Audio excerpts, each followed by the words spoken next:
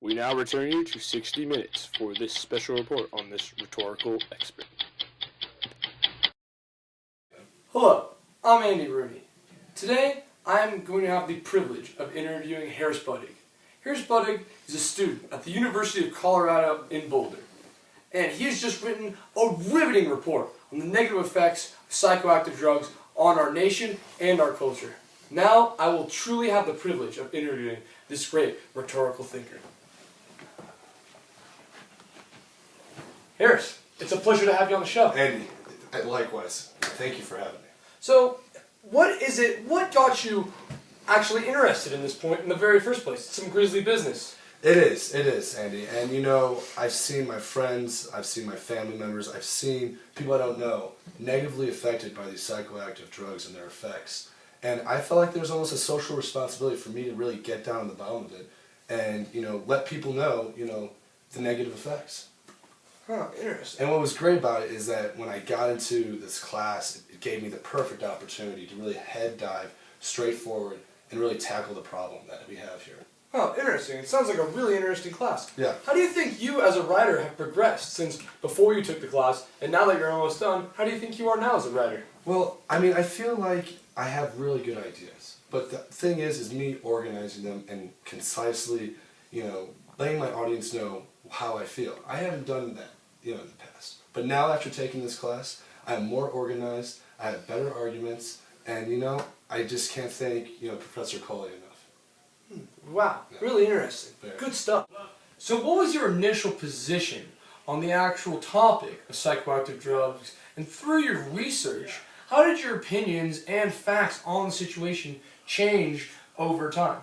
Well, initially, the extent I knew on this topic was only stories I've heard from friends and what I've heard on the news. But other than that, after this paper, I got a lot of interesting topics that really bring to light the evils of these drugs. For instance, did you know that 2.5 billion people either follow Judaism, Christianity, or Islam? And all three religions disown the use of these drugs. If they're doing it for 2.5 billion people, they should work for almost everybody practically, right? Makes sense. And another fact is that, people claim that these psychoactive drugs like LSD, ketamine, magic mushrooms, whatnot, can help fix depression or post-traumatic stress syndrome. And that's simply not the case. If anything, they are going to prolong these effects and cause a complete and utter permanent psychosis on the human's mind. It's devastating. It is. And just overall health. Even while under the influence, I heard these terrible stories. One in particular of a California boy who was 15 years old taking LSD, died on the scene just because of his heart. Had a heart attack right there and died. It's awful. So that's why I feel like it's a responsibility of me to let everyone know the evils of these drugs. Wow. That is quite a taking you've upheld. Yeah.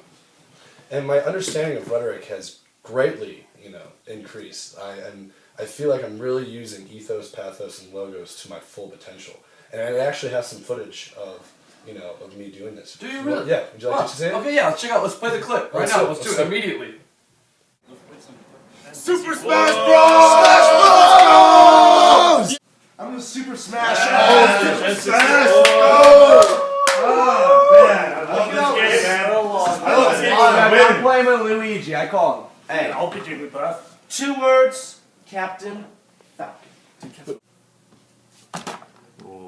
Are you kidding me right now? You suck. Adam, you're horrible. You're Jigglypuff. She's a Jigglypuff. character. She just makes noises. I'm gonna make you sleep. The whole Hey, the whole relax, game. go away. Whoa, guys. Why don't we just we can take turns or something? Hey, Yeah, all right. That's After we stupid. all drink cranberry Thank you juice. for letting me play, Adam. Finally. I'm playing. Yeah, I'm playing. I Fine. don't You're know how Jigglypuff. to You're do it. Jigglypuff. All you do is make noises. You're an idiot. Oh, she's got a cute phone on you now. Fashionista. Whoa. Let's think about this for a bit. Maybe we can increase the damage, maybe lower the lives so that the game goes faster.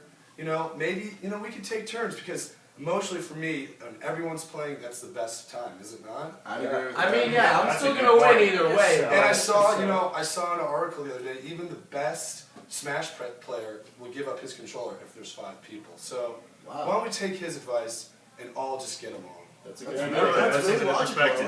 Thank you. Anytime. There you go, guys. Well, Harris, through this process, it seems like you've learned a lot about this topic. Yeah.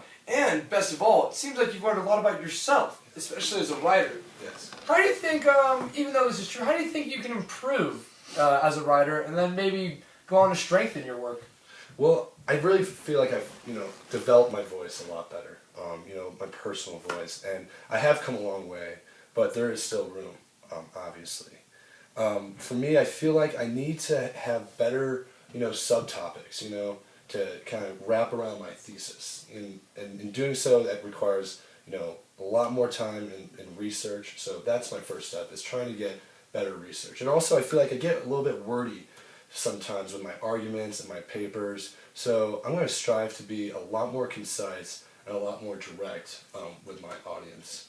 And, how I'm going to be able to do this is, it's going to be practice. It really comes down to practice, because perfect practice makes perfect work. So I'm going to try my best to go out in the field of, just anywhere. If there's an argument, try and settle it. If there's a topic that I feel like needs to be proved, write about it. I'm going to do my best to be the best rhetorical person I can be. Well, Harris, you're very modest because your work is already extraordinary. Thank you, Andy. Well, I'm only being honest. Thank you for having me on the show. Hey, it's good to have you on, and we hope to have you on again sometime. Awesome. Thank you. Well, that concludes this episode of 60 Minutes. Today we've learned that even the best rhetorical specialists can learn a lot about themselves in their specialized fields. That's all we have today. You stay classy, Boulder.